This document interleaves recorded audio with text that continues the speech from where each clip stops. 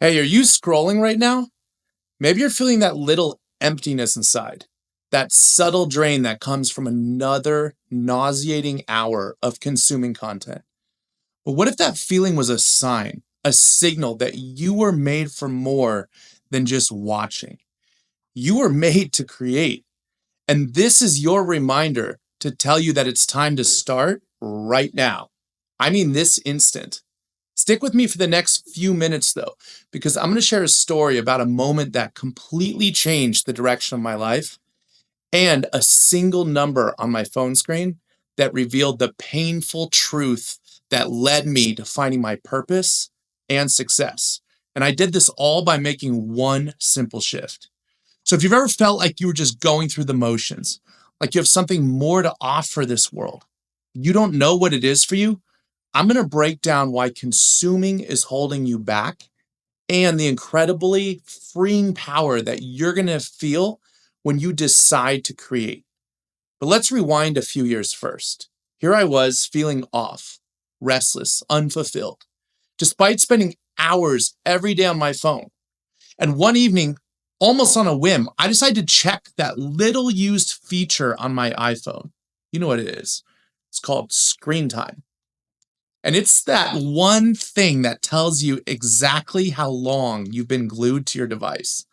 So I tapped it open, and the number staring back at me, it felt like a punch to the gut. The screen said 6 hours and 37 minutes. And that was just my social media scrolling for that one single day. I was hit with this overwhelming wave of meaningless. You know that feeling that's borderline nihilism. I thought to myself, does any of this matter? 6.5 hours was a significant chunk of my life, and it was poured passively into consuming content on endless feeds, watching other people's lives flash before my eyes. But what did I have to show for it? Nothing. Absolutely nothing of value had been created, built, or shared by me during this time. And that was just one day. But the worst part wasn't even the time itself, even though 6 hours is significant.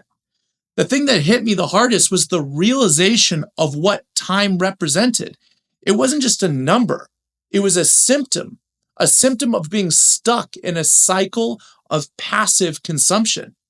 And I felt like I had something more to offer. But instead of pouring my energy into that thing, I was watching, liking, and serving these algorithmic gods that we're all chained to. And that's the trap, isn't it? We live in a world that's designed and fine tuned for consumption. We consume food, entertainment, and endless streams of information all over the globe 24 hours a day. The first generation where we've had this nonstop onslaught on our senses from the moment we're conscious to the moment we go to bed. We can even consume self-help content, reading books or listening to podcasts like Andrew Huberman or Joe Rogan. And then we trick ourselves into thinking that that's being productive because we're learning. But if you're not applying that knowledge and if you're not doing something with it, you're still just consuming. And the most insidious form of all is this consuming that makes you feel like you're not doing this endless scrolling. And that's why that number that I saw on my phone 6.5 years ago shocked me. I donated 6.5 hours of my life on one day. So compound that over a lifespan, and you can just imagine what part of your life that these algorithms are sucking out. So be honest with me right now. Can you relate to that soul destroying feeling I just described? That low grade hum of dissatisfaction that comes from knowing you're not adding anything to the world. If that resonates, tell me something right now that you want to create in the comments below, because you're definitely not alone. So I had this realization, and it was triggered by that screen time number that I needed to stop. It's like a chain smoker, right? I needed to start producing. Problem solved, right? Wrong. I made a massive mistake and it cost me another year of wasted life. So So my thought process was, okay, to create something of value, I need more information. I need to be an expert. I need to learn more. So I doubled down on more consumption, vowing to read over 100 books in a year. I thought that was productive, but it wasn't. It was just more consuming, but a slightly more highbrow intellectual form of consumption. So if you take this one thing from this video, let it be this. You are ready now. Whatever it is you feel called to create, you have enough to start it right now, this instant. And it's not going to be perfect. It might not even be the highest quality that you see out there, but you do not need to consume more before you begin. So don't make the mistake I made after waking up and seeing my screen time and then wasting another year. Now, it took me a couple more years for this really to sink in, though. I didn't really start until late 2024, December specifically. I made a decision knowing how ingrained those previous consumption habits of mine were and how easy it was to default to scrolling when I had the free time. So I committed to doing my absolute best not to consume and instead to produce multiple forms of content that provided value every single day. That's what I've been doing consistently in one form or another every single day. And the change is honestly profound. That feeling of unfulfillment, that nihilism, it's gone and it's replaced by a sense of purpose and meaning. And there have been some unexpected and incredible benefits that I didn't count on. For starters, I've gained a significant amount of friends online that I've connected with who share my interests through platforms like YouTube.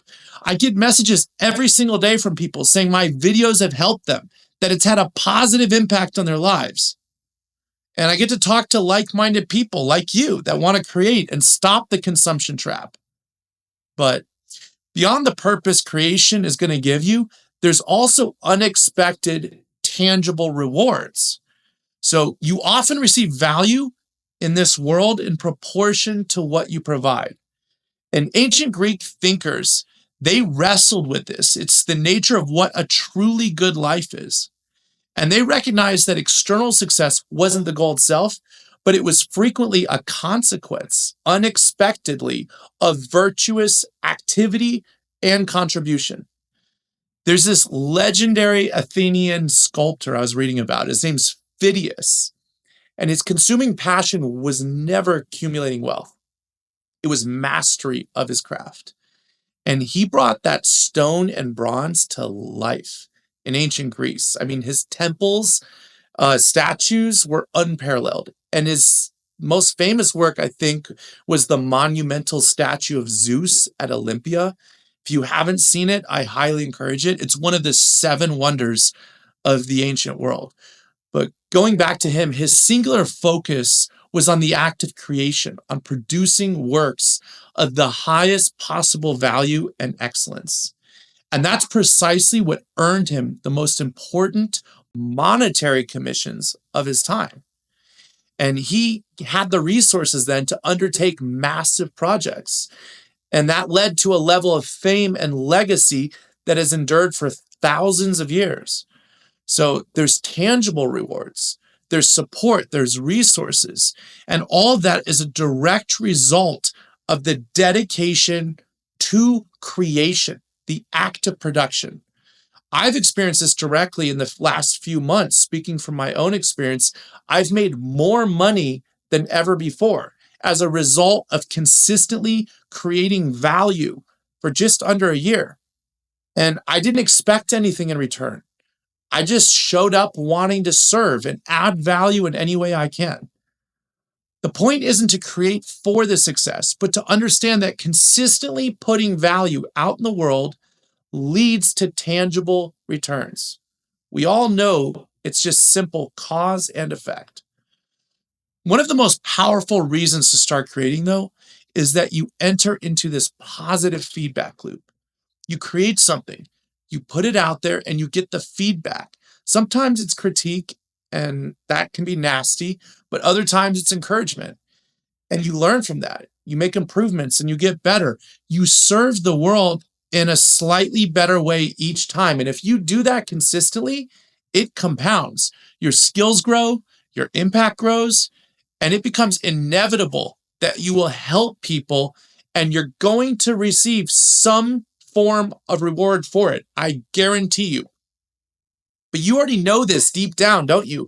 When you're endlessly scrolling, chasing that next dopamine hit, maybe laughing at a funny meme or a quick video that your friend sends you, you know it's not real fulfillment. It's a fleeting jolt that lasts maybe a few seconds until you scroll on to the next thing. And that shock for me of seeing 6 hours of screen time confirms it. You know you were not put on this earth to spend your life consuming content, to scrolling and watching videos for hours on end. Even this video, I want you to shut it off after you watch it and go make something. That's the shift, the invitation to move from being a passive consumer to an active creator, a builder of ideas. It's going to bring you fulfillment and a profound sense of purpose. And on top of that, you'll learn and you'll grow with every single iteration and take that with you for the rest of your life. And it doesn't have to be just digital content. It can be anything. Since I made this mental shift, I've created multiple physical businesses and I've wrote an entire book. So the medium doesn't matter. What matters is just this act of creating. You might be listening to this and thinking, okay, Lucas, I get it. But what on earth do I create? And here's the most actionable step you can start to take today. The first step is to create what you are consuming. So if you spend hours watching videos about surfing, skydiving, or jujitsu, make content about that. Maybe you're not near a beach like I am, so you can't film surfing content. Don't make excuses. Just take existing footage, highlight reels maybe of your favorite surfers, edit them up, add your voiceover to it, review the waves, talk about the conditions, and you'll get a following. There's always an entry point, no matter where you are or how limited your resources are. The key is just to start producing something, anything, every single day. And don't get hung up on the quality. Your first attempts will suck. And that's okay. Just do it. There will be resistance and there will be a hell of a lot of it because consuming is easy. It's passive. You get instant fleeting rewards like that little hit of dopamine from scrolling. Producing, though, requires thought, effort, and creativity, and you don't get that feedback that you want, at least not right away. And that's why it's so hard, but anything that's truly worthwhile in this life is hard. It's like a filter effect that keeps the ones with lesser willpower than you away. Think about going to the gym, for example, or resisting unhealthy food. The resistance involved in that is a sign you're on the right track. It's validation or confirmation. So start small, and most importantly, start today. Don't put it off any longer. Create something and share this video with someone else who needs a nudge to get their ideas out into this world. This idea of production and creation, though, it isn't just modern wisdom with our algorithms. It's a theme that's been explored by thinkers across history. Ancient philosophers like Aristotle didn't see the good life as one of passive comfort. He thought that it was achieved through activity, through the active use of our capacities and our fullest God-given potential. He had a word for it. It was called poiesis. It was the act of making or creating as a fundamental human endeavor, a way we bring something new into existence, a way we interact with the world. It's the doing, the producing that aligns with human nature at its most actualized point. And that's far more of a contribution than anything you can do in this life by consuming. So there's a deeper, even more powerful reason, though, that we should all create, starting today, because we are, at our core, created in the image of the greatest creator. We are designed by our creator to be producers. He did not create us to consume. We have a responsibility, a divine spark to do the good work that was prepared for us. And you might not know exactly what your purpose is yet, and that's fine. As soon as you start creating, the path is going to unfold in front of you. It's revealed by walking on it. The adventure lies in walking the path, not knowing the entire destination up the mountain from the start. And what's your alternative? Are you just going to scroll 6 hours a day? They don't call it joy scrolling, do they? It's doom scrolling. And that's for a reason. It doesn't lead anywhere but to doom. It's unproductive. It's anti-survival in the most spiritual sense. You were created for so much more than that. My invitation to you right now for this year and beyond is to make the shift.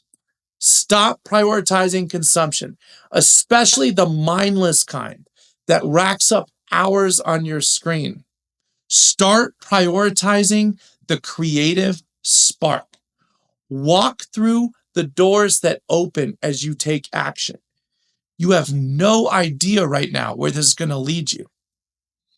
If you've watched this far, you'll agree with me. The problem wasn't having a phone or access to the internet or AI. The problem was this consumption mindset. So you don't need to do a digital detox. You don't need to do a dopamine detox. You need to shift the mindset into creation. Stop that endless scrolling that led me to seeing my 6 hours of screen time. If you're sitting on the fence, though, feeling unfulfilled, or maybe you're thinking that you already worked 40 hours a week and there's just not enough time. I mean, the hours are going to pass anyways, right? So carve out a little bit, even if it's just 1 hour. I think that's around 2% of your day to create. So what are you going to create today? What is one small thing that you can produce instead of consuming? Name it. Leave a comment below and tell me. And if this message is resonating with you, and if it feels like something you needed to hear after maybe you checked your own screen time, please share this video with a friend who needs to hear it too. I truly look forward from the bottom of my heart to seeing what you create and you put out into this amazing world.